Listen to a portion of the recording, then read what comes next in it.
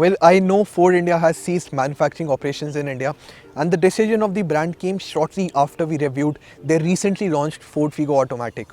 अब ये video live हम क्यों कर रहे हैं? Well, we'll talk about that in the last section of the video. लेकिन अभी के लिए I guess you should focus on our review of the Figo Automatic.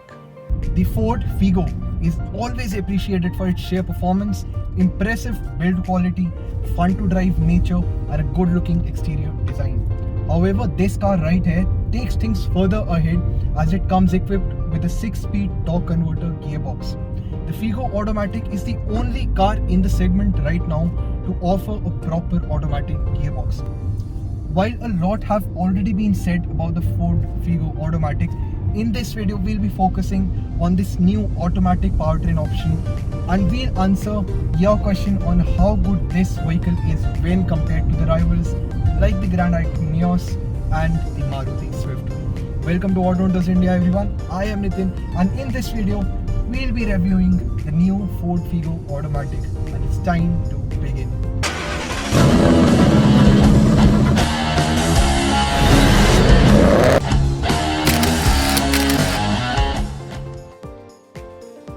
Not a lot has changed in terms of styling, and the Figo retains its compact footprint and subtle yet elegant design language. The build quality too is commendable.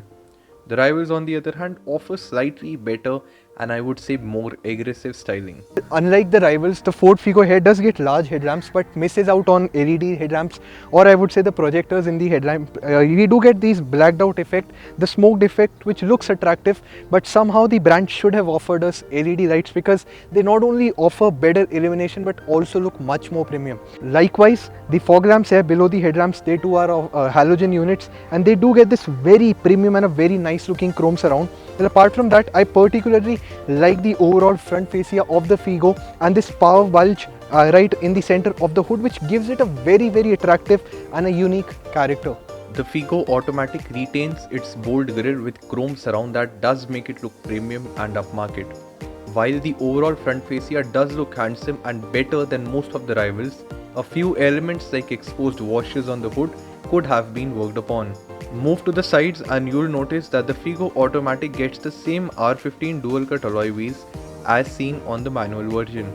These alloy wheels look great, but many may not like the absence of chrome garnish on the window sills and absence of roof rails. Well, another thing that Figo misses out on is the request sensor right on the driver side or on the passenger side. The car does come with push button start, but that is only useful once you enter or step inside the car. In order to unlock the vehicle, well, you have to take the key out, press that unlock button, and only then will this get unlocked. So the request sensor is definitely missed in the package and the brand should have offered it. Moving on to the rear, well, it gets a very simple, a very elegant design language. To start with, you do get these small tail lights, a very prominent badge, a Ford badge right in the center, a big and a very bulky bumper, and in all, one of the favorite angles to look the Figo is definitely from the behind. You also have a rear wiper. The rear visibility too is very good, and in all, the design, the build quality, the fit and finish levels of the Figo, when we talk about the exterior as well, that is definitely very impressive, and the car gives strong competition to the rivals like the Swift, the Nios, etc. The bumper gets a prominent plastic insert that helps in reducing the visual bulk, and the car gets 4 parking sensors as standard. On the downside, while the taillights look elegant, we would have appreciated LED tail lamps. There is no external boot opening button either. Having said this, how good is the interior space? Well, let us check out that as well. Well, the first thing that you notice on stepping inside the car has to be the very prominent thud from the door right here. Gives me a good idea of the solidity of the build quality of the vehicle. On stepping inside the vehicle, you'll also realize that there is ample amount of space for the rear passengers right here. The front seat has been adjusted for my driving height, my driving position. So for those who are not knowing, I am 5'10", and I think for a person who's sitting in front of me, who's again of same height, and I'm sitting behind him, I'll have enough space, all thanks to the scooped out seat backs. And in all, the comfort levels for the rear seat passengers are decent, if not the best in the segment. I do have these magazine holders on both the seats. There's a large bottle holder right in the center, but let me tell you, all the door pads, they miss out on a bottle holder. I have speakers mounted on both the doors. I also have a very useful armrest right on the door.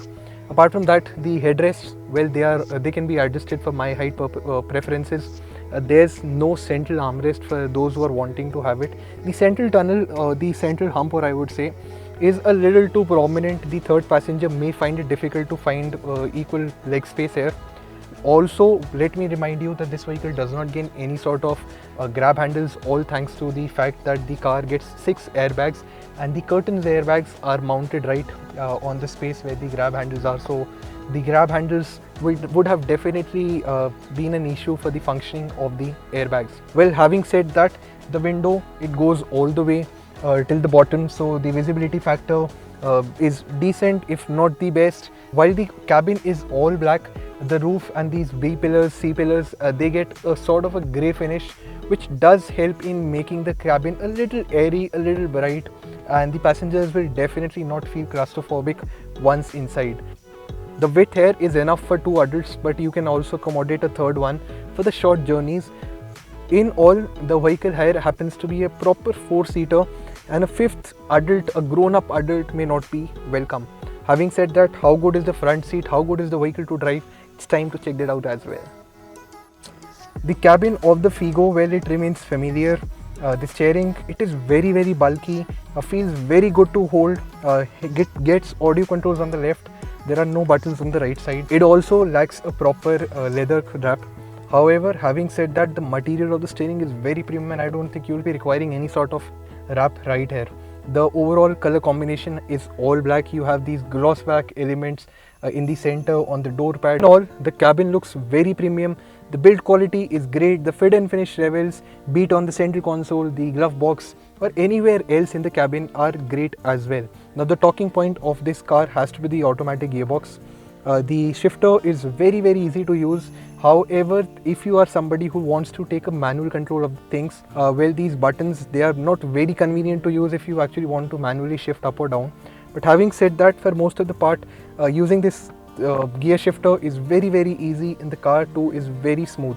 I do have this push button start right on the left side of the steering wheel. I have a couple of storage spaces in the center console. I also have a button to switch off the traction control. I have a space to keep my phone right in front of the gear shifter.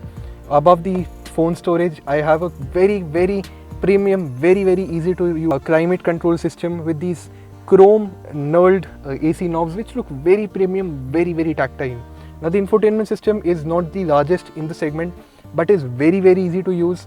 Again, it lacks Android Auto, Apple CarPlay, but apart from that, you'll get Ford Pass, you'll have inbuilt navigation, you'll have Bluetooth connectivity.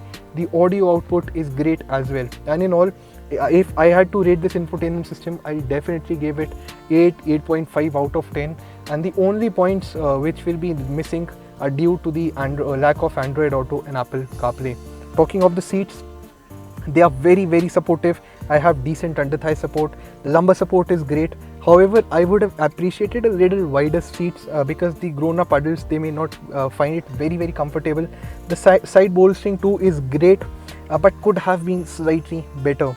Handbrake is easy to use, and in all, everything is well within the reach of the driver.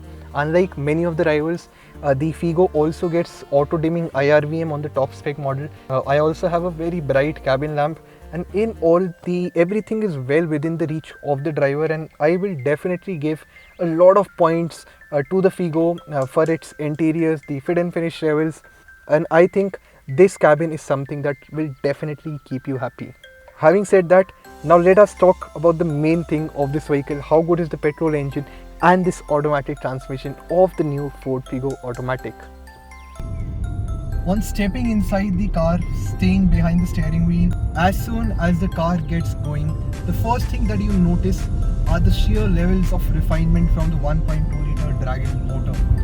While the performance may not be the best in the segment, the overall refinement, the NVH levels are definitely very impressive. Well, the steering wheel, just like any other Ford, is direct, is communicative, and offers good feel and feedback. The suspension setup, on the other hand, is tuned not only to deliver breathtaking driving dynamics, but also offers great comfort inside the cabin. The potholes, the bad roads, well, they are absorbed really well, and somehow the high-speed stability too is great. Yes, there is a little body roll which is felt when you push the vehicle really hard into the corners, but apart from that, well, the suspension definitely has left me impressed. Now talking about this new 6-speed automatic gearbox, well, this definitely helps in masking the poor low end of the 1.2 Dragon series, and somehow is very smooth. The gear shifts, they could have been faster, and the engine takes a lot of time, the gearbox takes a lot of time to actually upshift or downshift. However, for those who like to push their vehicles really hard, an option S is on offer. The S mode, I would say, which holds on to a gear for even longer before the gearbox upshifts. Again, the engine does get vocal as soon as it crosses 4000-5000 RPM, and the power again starts to fade as you near the red line. Having said that, however, for an average driver, the performance is really impressive.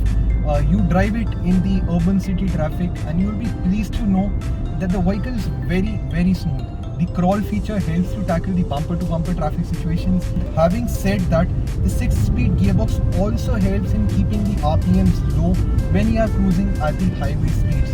This definitely helps in not only extracting very high fuel economy, but in the end also improves the NVH levels, because the engine is very relaxed when you are doing speeds of around 120 kilometers per hour. I just came to a complete stop on a red light, and that reminds me to talk about the brakes. So the Figo Aspire Automatic gets disc brakes at the front, while the rear wheels come with drum brakes. Braking performance is adequate. There is no drama. The stability is very impressive, and the overall braking performance is definitely very great, all thanks to wider 195 section tires and very capable brakes. However, the brake pedal does feel a little too spongy, and everyone will appreciate that feel. Having said that, the visibility from the driver's seat is impressive. I have a good view of what is happening ahead. A-pillars at the front do take a toll on the cornering visibility. The ORVMs, well, they could have been bigger, but somewhere the overall visibility, the view that I'm getting from these is decent, and well, you have to take a little time to get adjusted to these ones. Having said that, the rear visibility is great, but the ORVMs could have been a little bigger. Another very important criteria for the buyers of this segment has to be the fuel economy. Now, the Figo gets a 1.2 litre simple naturally aspirated 3-cylinder Dragon motor, which gives me a power output of around 96 HP. Now, this may be one of the most powerful cars in the segment, but the overall performance is definitely not the best, as I have mentioned before, and so is the fuel economy. So in real life usage, I would say that you should expect somewhere around 12 kilometers to a litre or 13 kilometers to a litre. But out on the highway, I think you will be able to touch, or I would say cross, the 15 kmpl mark very easily. Let me tell you, all these figures are with AC switched on off all the time. The rivals again, well, they do have an edge over the Figo when it comes to fuel economy. So we are right now negotiating some traffic jam here in Gurgaon. The best thing that I like about this gearbox is the crawl feature. So as soon as you let go the brake pedal, the car starts going. And I think this is a very nifty touch. If you are somebody who's driving your vehicle in the peak hour traffic, you do not need to tap the accelerator pedal, just let go the brake and the car starts going. Operation, the initial acceleration, I would say the way the vehicle starts picking up pace from 0 kilometers per hour is nice, and I think very appreciable for a car of this class. When compared to the rivals again, the gear shifts, they are smoother, and in all, the whole driving experience altogether is significantly better when compared to the cars which are equipped with the slow and jerky AMT gearboxes. Considering everything that has been discussed so far about the Ford Figo, the car definitely comes out to be one of the most practical and one of the most comfortable cars under 10 lakh rupees if you want something which is powerful, smooth, and at the same time comfortable. The build quality of Ford vehicles have always impressed us, and the Figo is no different. Talking about the gearbox, well, it may not be very fast or the preferred choice for a driving enthusiast, but for a normal man who's looking for an urban car or a vehicle for family use, for occasional highway use, well, the Ford Figo will definitely be one of the best choices. Again, the after sales support, the long term maintenance, the service costs, etc. too is very competitive, and the Ford Figo, when compared to the rivals like the Neos or the Swift for that matter, it comes out to be a lot more value for money, and at the same time very fun to drive. With this being said, if I had to give a final verdict about this vehicle, well, if you are somebody who's looking for a car that costs 8 lakh, 9 lakh, 10 lakh ex-showroom in India, and if you're wanting something that is petrol powered and gets a very smooth and a reliable automatic gearbox, well, in my opinion, you should definitely check out the new Ford Figo Automatic. Well, I hope you like the Figo Automatic, and I think I personally definitely miss these Ford affordable cars. I personally own one, and definitely जो Ford की गाड़ियाँ थी India में, एक बहुत अच्छा value for money और एक बहुत इंप्रेसिव ड्राइविंग एक्सपीरियंस हमारे को दे देते थे. हैविंग सेड दैट, मैंने शुरू में प्रॉमिस किया था आपको बताने का कि why did we bring this review live. Basically जो Ford Figo ऑटोमेटिक थी, that was one of the last cars to be launched in India from Ford. Of course जो हमारे पास गाड़ी आई रिव्यू करने के लिए, वो भी इसीलिए आई थी because brand had launched a new model. And so far, what I know, we were the last few people who actually reviewed the car. So I think it should be used as a tribute to the brand. Ford हमारे India में काफ़ी almost more than 2 decades it stayed with us and gave us very impressive cars, be it the EcoSport, be it the Fiesta or the Icon or the Fusion or many other cars. And somewhere एक हमारी तरफ से it was more of a tribute to the brand. And secondly, एक और reason था that Ford cars, they still have a lot of market right now. I have seen a lot of people who are running after these cars who would like, not only like their driving dynamics, but they also appreciate the build quality, the in-cabin experience and the overall package. And I am very sure that there will be a lot of people who would be looking to buy these vehicles in the used car market. And I hope ये जो review है उनके लिए काम आएगा to actually get to know what that car is all about. इसके अलावा if somebody comes to me and say that will I pick the Figo over any of the rivals, well definitely yes. गाड़ी बहुत impressive है, dynamics बहुत अच्छे हैं, automatic gearbox is very smooth. Of course, not the fastest cars that you can have, but the most convenient and one of the most safest cars that you can have in the segment. With this being said, we'll be back soon with some other automotive video or our travel log. Hit that like button if you like our content, and also do not forget to subscribe to the channel. You are watching Auto Hunters India. I am Nitin Kadian. It's time to say goodbye.